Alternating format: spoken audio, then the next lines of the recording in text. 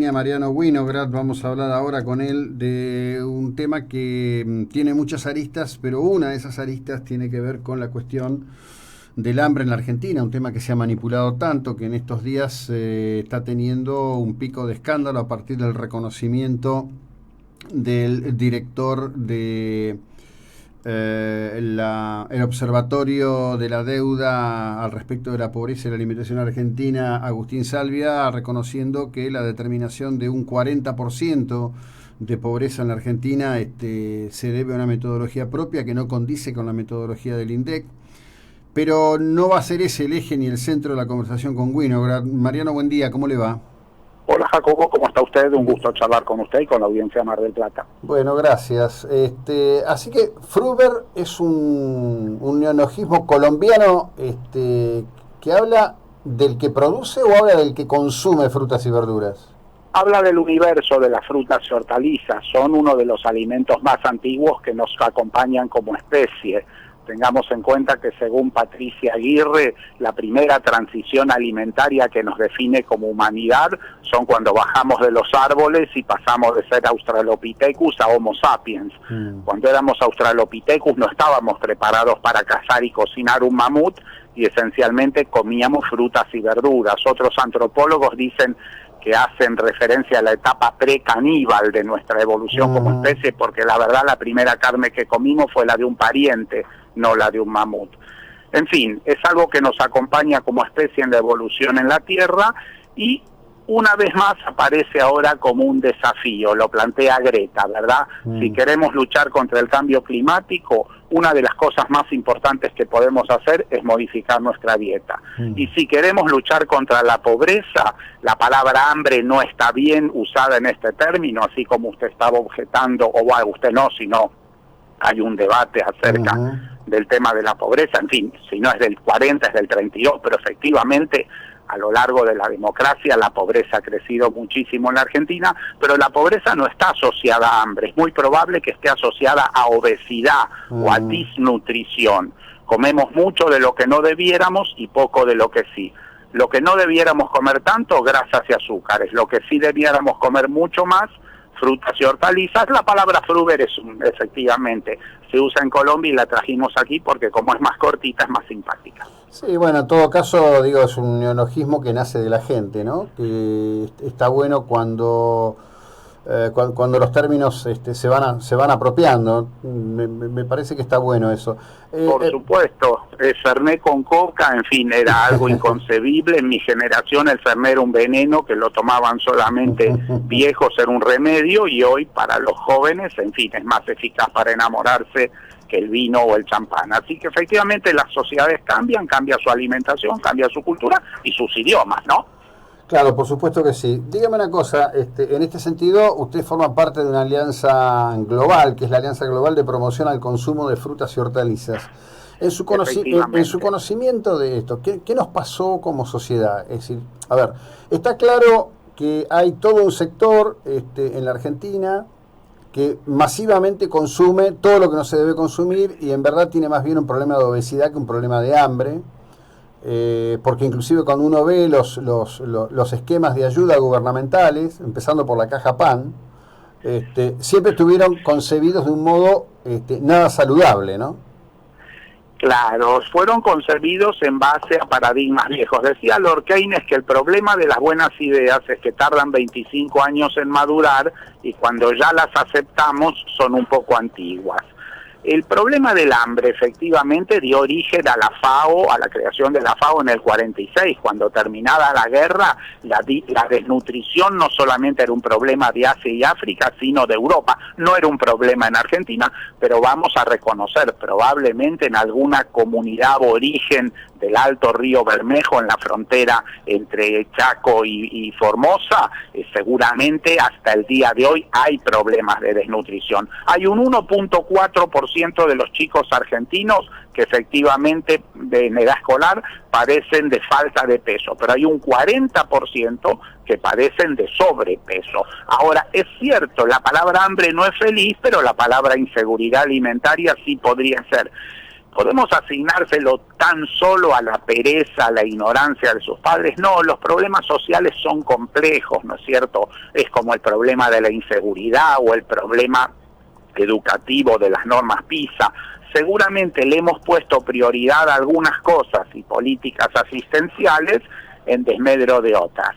En fin, se arrancó el programa por Concordia, la ciudad con más pobreza de la República Argentina, y es interesante, hay una cierta analogía entre Concordia y Mar del Plata, porque ambas son comunidades que esencialmente dieron cabida a los inmigrantes, que tienen un cinturón productivo en su derredor. Mar del Plata no solamente es puerto y turismo, sino también es un cinturón productivo importantísimo. Ahora, fíjense, el debate en general en la ciudad de Mar del Plata es acerca de si se deben o no se deben usar agroquímicos en el cinturón productivo, y es un debate incompleto, porque no usar agroquímicos en un área productiva sería como pretender que la salud de una ciudad se haga sin antibióticos. Si nosotros tenemos un hijo infectado que tiene, en fin, en principio no le damos antibióticos a los chicos porque sí. Pero si un chico está enfermo y tiene salmonela, es probable que le tengamos que dar antibióticos. Los agricultores también usamos el conocimiento con prudencia, y si usamos un producto químico, un producto genético, es seguramente con la idea de hacer mejor las cosas. ¿Alguien las puede hacer mal? Por cierto, si hay hasta curas y jueces que hacen mal las cosas, puede haber algún agricultor que lo haga. ¿Por qué digo esto? Porque Mar del Plata también debiera ser una comunidad en donde, si se quiere discutir efectivamente el problema de la inseguridad alimentaria en una ciudad como Mar del Plata, que también tiene mucha pobreza, paradójicamente, entonces tenemos que empezar a estudiar la producción local. ¿Qué pasa con el consumo local del pescado? ¿Qué pasa con la producción periférica? ¿Qué pasa con la fruticultura que hubo en derredor de Mar del Plata? Hoy Mar del Plata, en Chapadmalal, además de una bodega espectacular, tiene uno de los polos productivos de kiwi más importantes de la Argentina. En fin, tenemos que hacer una discusión realmente en serio, despojada de prejuicios y afirmaciones necias que sirven a veces para, en fin, para agredirnos unos a otros, pero están dándole una visión antigua y equivocada al problema. Sí, lo que ocurre es que tenemos una situación, yo diría, de dominio ideológico de la palabra, en particular en los medios. Aquí usted está hablando en un medio en donde particularmente hemos dado nuestra posición y la posibilidad de expresar la posición al respecto del valor y vigencia del cinturón fruto-hortícola. Fíjese usted que la mayor parte de las cuestiones están lideradas por grupos ideológicamente muy claros, muy establecidos, muy anticapitalistas, muy antisistema, pero que se dio a partir de algo que no se tuvo nunca en consideración, que es abrir la construcción de barriadas en áreas rurales. Es decir, yo en algún momento he tenido una discusión que hasta se puso fea con alguien que protestaba porque se fumigaba cerca de su casa, y le pregunté cuándo construyó la casa, porque el campo y la explotación estaban primero. Lo que no implica que el productor no tenga que ser cuidadoso, no tenga que usar mejores prácticas, no tenga que usar mejores sistemas, todo eso tiene que estar. Pero también hay que tener cuidado, estamos tapando la tierra productiva de la Argentina con loteos, es una locura. Es cierto, es un debate pertinente, pero yo no sería apocalíptico en el sentido en que hoy hay un conocimiento que nos permite volver a hacer agricultura en la ciudad, porque hoy sabemos de hidroponía, hoy sabemos de cultivo agregándole los nutrientes al agua, sin suelo, podemos hacer cultivo en una azotea, en una terraza. La agricultura puede ser una solución a los problemas urbanos, y hasta sabemos hacer agricultura con luz artificial.